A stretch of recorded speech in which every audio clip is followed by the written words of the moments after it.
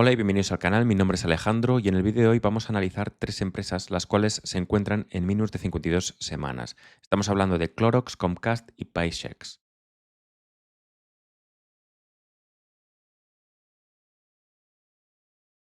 Y vamos a empezar analizando Clorox. La verdad es que es una empresa que no es que haya iniciado una tendencia a la baja recientemente, sino que ya lleva desde el 2020 con caídas, pero es que la última que está llevando a cabo desde el noviembre del 24 a la fecha actual la ha llevado a un precio de $108 la acción y ha penetrado incluso la media de 200 sesiones, algo que pues empieza a ser preocupante.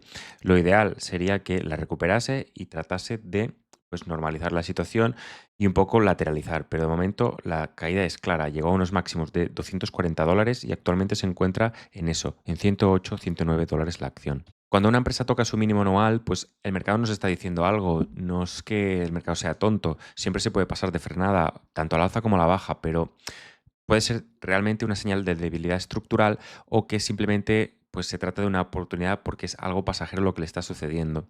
Entonces, cuando hay un pesimismo sobre exagerado, pues se pueden llegar a encontrar empresas con grandes descuentos, lo cual pues es favorable para todos aquellos inversores que quieran entrar en una empresa, ya que es el momento ideal porque tiene un descuento. ¿Y qué es lo que le está sucediendo a Clorox? Clorox, que está en mínimos de 52 semanas, tiene una caída interanual del 2% de sus ventas y esto es lo que le está sucediendo a la mayoría de las empresas de consumo.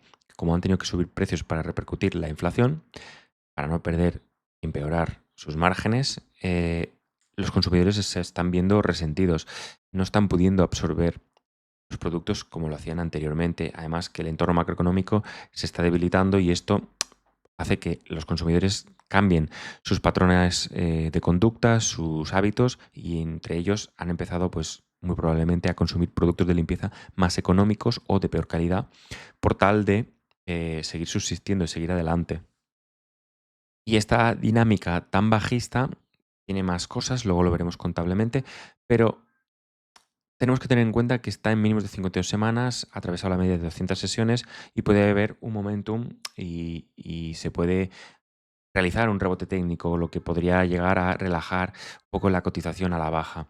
Yo no lo recomiendo, no recomiendo hacer trades, tiene mucho conocimiento de la empresa o está muy seguro de lo que se está haciendo, pero esto puede llegar a suceder y realmente, digamos, sería la salvación y la normalización de la situación. No hay que descartar las caídas que sigan, que continúen porque estamos en una tendencia bajista. Las ventas de Clorox se mantienen en un rango de los 6.700 millones a los 7.200 aproximadamente. Va fluctuando en estos niveles. Y la verdad es que podríamos pensar que con estos datos las cosas no están nada mal. Y es que son muy buenos los ratios que vemos aquí. Realmente vemos una empresa con unos buenos márgenes, especialmente si hablamos de una empresa de este sector.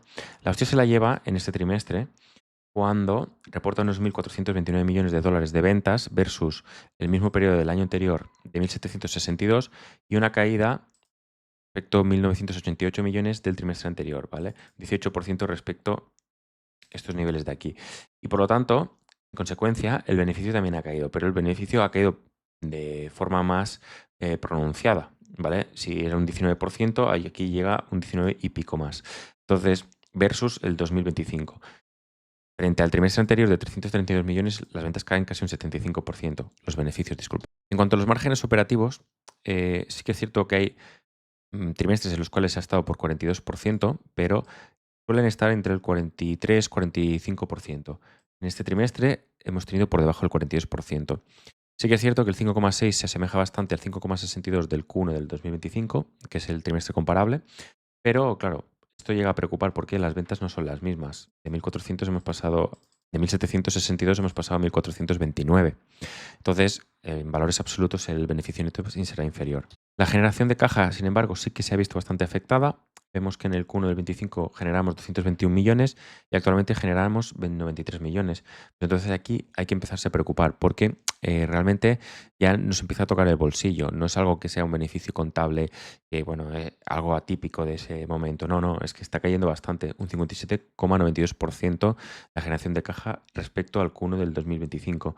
Y además, si quitamos el CAPEX, nos encontramos que con este dinero hemos de pagar dividendos y recompras de acciones, 129 más 151 millones. ¿Cómo lo hemos pagado? Pues podríamos haberlo hecho dando caja, como lo ha hecho la empresa, pidiendo deuda. Y la tesorería ciertamente está algo tensionada. Por lo tanto, cuidado, porque al menos en activos corrientes de 1.700 millones versus pasivos corrientes de 2.234 millones, tenemos más vencimientos a corto plazo que activos líquidos, ¿vale? Y además con una política de retribución al accionista tan exigente, pues si no se mejoran las cosas, pues la empresa puede llegar a sufrir. Y eso al menos no es lo que sea lo más óptimo para la empresa, más teniendo en cuenta que tiene un vencimiento de 218 millones a corto plazo, que lo más probable sea que lo acaben reclasificando y refinanciando a largo plazo. Deuda que tiene actualmente de 2.500 millones aproximadamente. Por lo tanto, hemos de tener en cuenta que si no mejoran las cosas, va a estar la cosa demasiado ajustada. ¿Por qué? Porque tiene apenas 166 millones. Ya hemos visto que ha tenido que pedir 200 millones para pagar deuda y pagar recompras de acciones. Si las hubiésemos consumido ahora, nos quedamos a cero. Entonces, para el normal funcionamiento del activo circulante no es muy bueno. Si esta deuda se reclasifica a largo plazo, tendremos 2.000 millones de pasivo corriente y aún así tenemos por debajo. Que no es preocupante en el sentido que muchas empresas acaban financiándose con proveedores y otros agentes, los cuales pues le prestan dinero y les pueden pagar a un plazo más extendido que, por ejemplo, si fuese el banco, y se aprovechan. La empresa, la verdad es que tiene poder de marca, tiene reputación y es bastante factible que esto suceda. Y ellos pues se financian bastante el circulante con los proveedores. Pero la cosa está muy tensa como para ir recomprando y pagando dividendos a estos niveles. En cuanto a la valoración, vemos que el Enterprise Value EBITDA es 13,37. Es algo engañoso, a mi modo de ver. Un PER de 17 veces. La deuda EBITDA de 2,24. Pero todos estos ratios habéis de tener en cuenta que la cuenta de resultados está empeorando por momentos la situación del mercado. Pero si se normaliza, pues daría la sensación de que aún está mucho más barata. Lo que comentábamos, la liquidez está muy tensionada, el quick ratio 0,39 y el current ratio de 0,76. Las rentabilidades, la verdad es que son muy buenas, ¿vale? Son bastante interesantes porque significa que gestionan muy bien sus recursos, pero ojo con estas ROEs del 443%, 169%, están disparadas. ¿Por qué? Porque apenas la empresa tiene equity. Si nos vamos al balance de situación, comprenderemos que cuando el equity son unos 500 millones, y eso porque se tienen en cuenta los intereses minoritarios, que son accionistas que tienen cosas del activo que la empresa no tiene al 100%, es decir, imaginaos que compra una fábrica y la compra al 90% y se gasta 100 millones, pues 10 millones aparecerán en el intereses minoritarios. Y por lo tanto, cuando la empresa que apenas tiene 500 millones de capital versus el total del pasivo de 5.561 millones, que es un 10%, empieza a haber peligros. Esta situación se ha llevado a cabo pues porque la empresa va llevando a cabo recompras y encima las ha llevado bastante de forma agresiva versus el año 2024. Y esa liquidez realmente a lo mejor la necesitaba. Si las cosas están, si la empresa tiene caja y la empresa, la cotización del precio cae, compra. Pero no sé si es muy aconsejable que te endeudes y compres, aunque esté barato, porque yo creo que lo importante es la subsistencia de la empresa. Al menos yo como inversor quiero que mi inversión viva. Ya, ya serán las cosas bien. Tampoco hace falta tomar estas decisiones, salvo que prevean que las cosas vayan a cambiar a bien. Aunque en las previsiones para el 26, para el 27 y para el 28, el rango de ventas no va a ampliarse mucho más desde este punto. Y por lo tanto, poco margen de maniobra vas a tener. Lo que vas a ver se va a asemejar bastante a esto de aquí, salvo hecatombe o salvo milagro. O sea, salvo algo excepcional, positivamente hablando. Entonces, los beneficios sí que se irán ampliando, pero imagino por las recompras, por la mejora de la eficiencia, pero las ventas no se esperan grandes crecimientos. Estarán un poco en torno a la inflación. Y esta gráfica un poco te refleja el pesimismo que hay alrededor de la empresa, ¿vale? Yo no digo que esto se vaya a cumplir tal y como ellos dicen, o sea, sus expectativas, pero porque has de ser contraria muchas veces, llevar a la contraria a la gente y indagar, indagar y al final es cuando encuentras las pepitas de oro. Pero las cosas están como están, ya las hemos visto. Para mí, salvo que se dé un precio tremendamente bajo, súper atractivo. Enterprise Value EBITDA incluso 8 veces. Yo no tengo interés en poner el dinero aquí, al menos porque no veo perspectivas a futuro en el sentido de, o sea, no cumple mis criterios de crecimiento, no cumple mis criterios de payout, no cumple mis criterios de estructura de capital, no hay muchos criterios que no cumple. Entonces, pese a que la empresa no deja de ser buena o mala inversión, porque a mí no me guste, a mí no entra en mis criterios y por eso perdón la expresión, no me mierdo. Pasamos ahora a Comcast, una de las mayores compañías de telecomunicaciones y medios de Estados Unidos. Ponerle un símil, si queréis, a Telefónica, la cual también está cayendo bastante. Y actualmente se encuentra en mínimos de 52 semanas. Fijaros cómo la tendencia también se inicia en 2021. Llega a unos mínimos, rebota y de aquí empieza de nuevo esta senda bajista. Se ha pasado de frenada también. Ha penetrado la media de 200 sesiones y pues aquí parece un poco que está haciendo suelo, ¿no? Pues que la vela se recoge, empieza otra vela que también recoge. Bueno, la verdad es que esto no es indicativo de freno de la tendencia, porque fijaros que las medias se van cruzando y van girándose a la baja, pero bueno, también escenario bastante pesimista. De hecho, hemos dicho que en 2021 empiezan las bajas, pero realmente los suelos de este canal ya se empiezan a desplegar desde el 2016. Comcast va perdiendo suscriptores entre sus competidores de fibra óptica y también de 5G, y es algo que afecta directamente a sus ingresos y a sus márgenes operativos. Esto no es algo nuevo, esto ya lleva dándose hace bastante tiempo y va defendiendo eso de la manera que puede. Por otro lado, su división de medios, ¿vale? La NBC Universal, tiene una caída de sus ingresos publicitarios, entre otras cosas porque los publicitantes, o sea, los anunciantes, mejor dicho, buscan alternativas y luego también hay un frenazo un poco considerable en cuanto al gasto de publicidad. Los analistas van rebajando expectativas y reduciendo precios objetivos. Tiene una valoración extremadamente baja de PER 5, lo cual nos indica o extrema infravaloración o trampa de valor. Tiene que tratar de frenar esta fuga de clientes porque de no hacerlo, pues vamos a seguir para abajo, no hay de otra. Y buscar nuevas alternativas de monetización. Streaming, conectividad, que son cosas que ya hace, pero potenciarlas o ver cómo monetizarlo, porque no se puede quedar ahí la cosa. Y luego, pues, si persiste este escepticismo, nos vamos para abajo. ¿Por qué he puesto atractivo? Valor atractivo. Bueno, la empresa no es que sea mala, no es una empresa mala, es una empresa buena, al menos ofrece un servicio interesante, pero con una dinámica bastante mala. Pero, nuevo, si tú la compras en 29 y la vendes en 46,50, tienes un buen trade aquí, ¿vale? En menos de un año conseguir esta revalorización es interesante.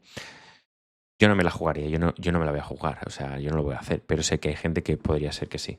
Las ventas ciertamente trimestre a trimestre están algo estancadas, pero si nos fijamos anualmente, ha ido evolucionando bastante. O sea, realmente desde el 2018 a la fecha de hoy ha ido incrementando mucho su nivel de ventas. Por lo tanto, vemos otro caso en el cual los clientes no están pudiendo sufragar los gastos o los precios de una empresa porque los han ido incrementando y el consumo se está fatigando y de hecho los datos de consumo son bastante malos en general. Mientras que las rentabilidades son bastante buenas. Un gross margin del 70, un operating margin del 18 y un profit margin del 13%. Un margen neto del 13% está muy, muy bien. Y este último trimestre del 10%. Realmente, en cuanto a cuenta de resultados, las cosas no están mal. Pero la gente, los inversores, no son tontos. Cada vez tienes pérdidas de suscriptores y me parece que este trimestre ha habido una pérdida de 200.000 suscriptores. Son muchas ventas que se van. La generación de caja un poco va en la misma línea, pero esta sí que se ha frenado algo más, pese al incremento de las ventas, ¿vale? Y los beneficios. La empresa, lo malo es que ha de invertir mucho en CAPEX para mantener toda esta infraestructura que tiene. Tiene altos gastos de CAPEX, es CAPEX intensiva y prácticamente el 50% de lo generado en caja se nos va en inversión para infraestructura, porque si no, no podemos prestar servicios. Es una empresa endeudada, la cual, pues, este trimestre, os digo, este 2024 se ha endeudado y paga dividendo y recompra acciones, pero a un nivel, los últimos 3 años, tremendo.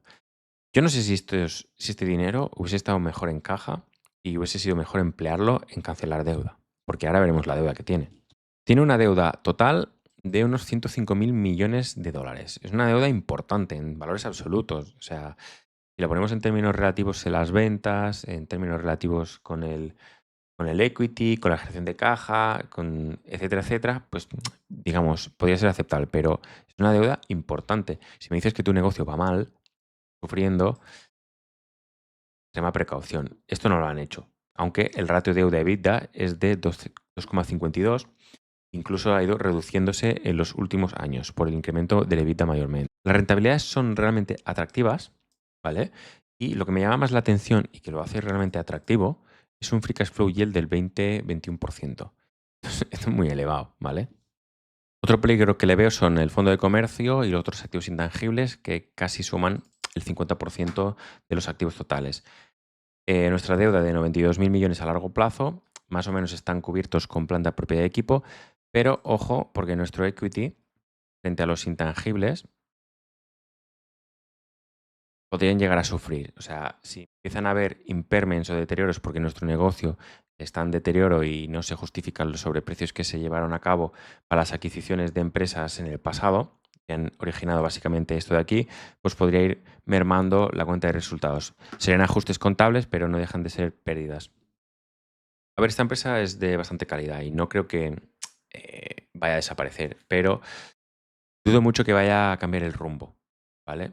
Entonces, esta infravaloración que tenemos aquí es algo dada de esta empresa en concreto, porque fijaros que cuando a lo mejor todo el mundo estaba, todas las empresas estaban en Enterprise Value EBITDA de unas 20, 25 veces, incluso 30, ella estaba en 11 veces. Y sinceramente creo que las recompras que están llevando a cabo con esta agresividad son un poco una medida a la desesperada para intentar camuflar, maquillar lo que se viene, que es una caída de poco, no de las ventas, sino de la rentabilidad. Y aparentar que el EPS, el precio por acción, se va incrementando, porque esto lo pueden ir camuflando incrementando los precios. Entonces, necesitan dar esa sensación de crecimiento. Por esa necesidad, creo que es que hay mucha presión en no bajar precios, hay mucha presión para ser más, para captar más clientes, no les interesa. Creo que prefieren ir perdiendo suscriptores, pero ir ganando dinero y ir tirando. Pero realmente es una empresa con muchas capacidades que con nuevas ideas podrían surgir muchas cosas. Yéndose con buenas empresas podrían generar mucho negocio, porque es que genera mucha caja y esta caja podría emplearla a reducir la deuda si quisieran, bueno, millones de cosas. Los problemas básicamente son el CAPEX, la deuda, los intangibles y la pérdida de suscriptores, que si se revirtiese, yo creo que esto podría llegar a rebotar. Sería un buen trade, ¿eh? Pero no para mí. No, no estoy para hacer estos. No, no me interesa realmente comprar a. Bueno, no me interesa. Ojalá en 6 meses conseguir casi un 100%, pero no, no creo que sea el momento de entrar en esta empresa, al menos para mí. Y para finalizar, PyChex, una empresa que realmente a mí me gusta bastante. Actualmente tiene un crecimiento más lento y tenía unas expectativas de crecimiento muy elevadas y había pues, una valoración muy exigente, algo que a mí me impedía incluso entrar. La menor creación de empleo Y cerramos con PyChex, empresa líder en soluciones de nómina y recursos humanos para pequeñas y medianas empresas. La verdad es que esta empresa estaba en una zona de valoración bastante exigente y por tanto no me extraña que caiga. De hecho, yo quería entrar, pero no llegué a entrar nunca porque estaban unos precios muy elevados y ahora digamos que lo estoy valorando. El caso es que si nos encontramos frente a una recesión, pues hay que valorar muchos aspectos, no solo únicamente que haya caído el precio de la acción, ¿vale?